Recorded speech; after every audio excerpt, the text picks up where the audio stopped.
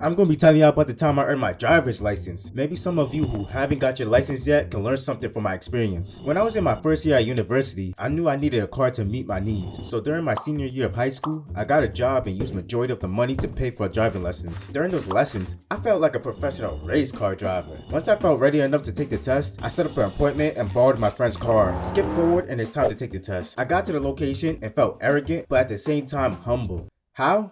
I don't know. When we started off, everything was fine. I put on my seatbelt, checked my mirror, turned on the engine, but most importantly, turned on Playboy Card.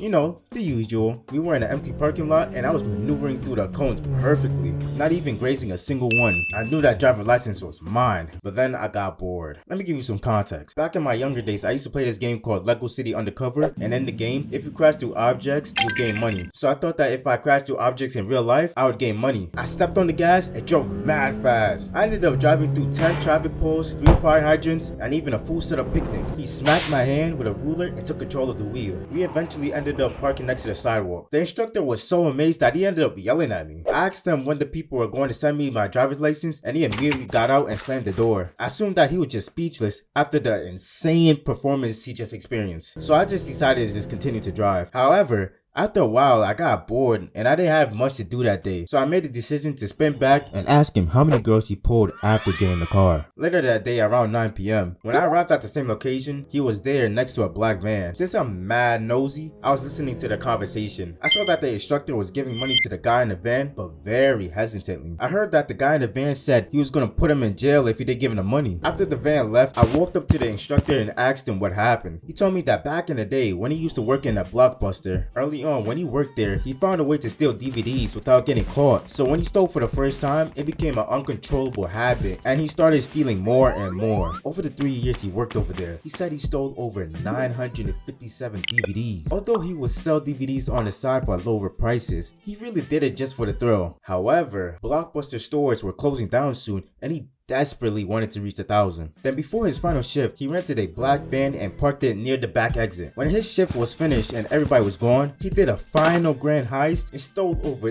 300 copies. But then when he heard a noise, he panicked and drove off. However, he stated that he forgot to delete the camera footage, but more importantly, he was not the only one present. Years later, while he is working, an ex-co-worker who was fired due to being accused of stealing DVDs comes to his office and threatens him that he will show the footage from the tape to the officers if he doesn't pay him a certain amount of money every month. His wife started to believe that he is using his money for questionable purposes, and as a result, it is ruining his relationship with his family. After hearing him out, I feel bad for the guy and offered to help him. He declined at first, telling me I'm too young, but I insisted more and told him a foolproof plan I came up with. The plan is to find where he lives by asking a random person on the street. Then the instructor sets up an in-person meeting in an alleyway with the ex-co-worker, telling him that he will meet him because he said so. Then during the meeting, I'm going to break into his house, download a virus on his computer, wiping all the footage. Then I'm arrived to their meeting and at the last minute, showed him he has nothing to blackmail him with. The instructor thought I was crazy until it worked. I held up the computer and told him that I downloaded a virus and now he has nothing to blackmail him with. He called me an impulsive specimen and said he has multiple copies of the footage online and now he's going to sue me for breaking and entering. I honestly did not know what to do, so I threw the computer at him and it ended up knocking him out. The instructor was panicking, but I told him that I was gonna handle it, but only if he makes sure that I get my driver's license. Seeing all the crazy stuff I already did, he agreed and we went our separate ways. I took the body and politely asked to use the jet, in which they allowed. Then a few hours later, I dropped him in the forest with a tent and sticks so he can at least survive. I'm not that cruel. Then I got back to the crib and waited for my license to come in. When I received my license, I was the happiest man on earth. I immediately thought about all the possibilities I could do and the places I can explore. I took my license with me and borrowed my friend's car and got to driving until I got bored. You see, a minute ago, I bought some glasses that change colors. For example, they make red lights appear green and green lights appear red. So I accidentally ran a red light. And of course, a police car was the vehicle that nearly collided with me at the intersection. So yeah, my friend hasn't talked to me since. Anyways, I have made a lot of mistakes in the past and I cannot undo them. But what I can do is share them and give people advice on how to handle it. I will sum it up in a sentence or two so you can get the full picture. And yes, the moral of the story. The moral of the story is that the choices we make have consequences and it's never too late to change and make things right. So get to work.